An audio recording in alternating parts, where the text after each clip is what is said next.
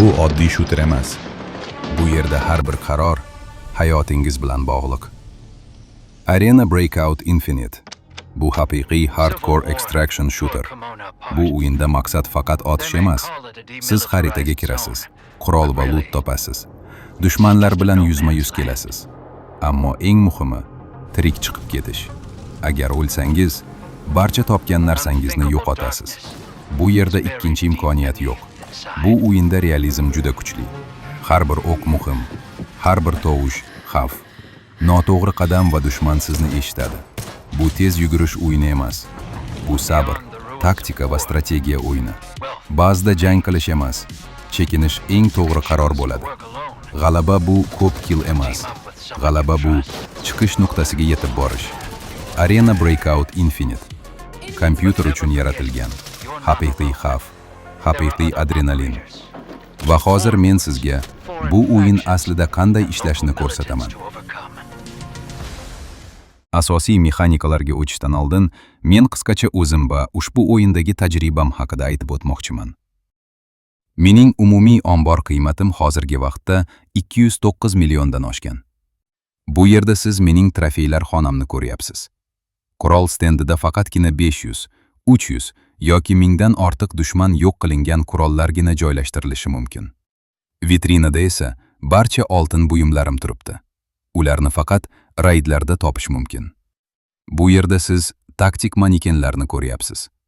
Ulardagi skinlar hozirda o'yinda endi berilmaydi. Strategik razvedka markazi esa maksimal darajagacha rivojlantirilgan. Va bu mening kolleksiya xonam. Bu yerda deyarli barcha qizil darajadagi buyumlar bor. Yangi mavsumdagi bir nechtasidan tashqari, ammo ularni ham keyinchalik topib, to'liq vitrinaga qo'shaman. Shu sababli bu videolarda aytiladigan barcha maslahatlar real tajribaga asoslangan. Endi esa keling, Arena Breakout Infinite'ning asosiy mexanikalari haqida gaplashamiz. Arena Breakout Infinite o'yini qanday ishlashini eng asosiy tushunchalar bilan ko'rib chiqamiz. Bu o'yinda har bir o'yin jarayoni raid deb ataladi. Siz xaritaga kirasiz, kerakli buyumlarni topasiz, dushmanlar bilan to'qnashasiz va eng muhimi, chiqish nuqtasiga yetib borishingiz kerak. Agar siz tirik chiqib ketsangiz, barcha topgan narsangiz sizda qoladi. Agar o'lsangiz, hammasini yo'qotasiz. Shu sababli Arena Breakout Infinite'da o'lim oddiy respawn emas. Bu real yo'qotish. Qimmat qurol, bronya, backpack va loot barchasi yo'q bo'ladi. Aynan shu mexanika o'yinni juda keskin va jiddiy qiladi. O'yinda topilgan har bir buyum qiymatga ega. Siz ularni sotishingiz mumkin yoki keyingi raydlarda ishlatishingiz mumkin. Ammo qanchalik qimmat loadout bilan kirsangiz, shunchalik risk ham oshadi. Shuning uchun bu o'yinda har doim balans muhim. Arena Breakout Infinite'da realizm juda kuchli.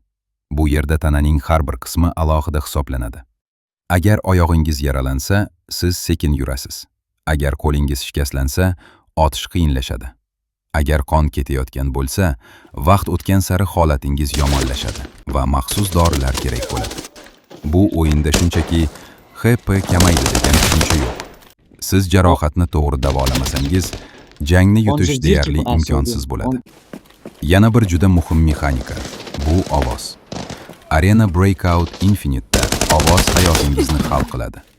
Yugurish, eshik ochish, qayta zaryadlash, bularning barchasi dushmanga sizning joyingizni ko'rsatishi mumkin. Shuning uchun ko'pincha sekin yurish va ehtiyotkorlik bilan harakat qilish eng to'g'ri tanlov bo'ladi. Bu tezkor arcade shooter emas. Bu sabr, taktika va kuzatuv o'yini. Har doim jang qilish shart emas. Ba'zida jangdan qochish eng aqlli qaror bo'ladi. Chunki bu o'yinda g'alaba ko'p kill qilish emas. Arena Breakout Infinite'da g'alaba bu tirik chiqib ketish. Siz birorta dushmanni o'ldirmasangiz ham, agar qimmat loot bilan chiqib ketsangiz, bu muvaffaqiyat hisoblanadi. Shuning uchun bu o'yin hamma uchun emas. Agar siz tezkor, yengil va stressiz shooter izlayotgan bo'lsangiz, ehtimol bu o'yin sizga mos kelmaydi. Ammo agar siz risk, realizm, taktika va haqiqiy bosimni his qilishni xohlasangiz, Arena Breakout Infinite aynan siz uchun yaratilgan.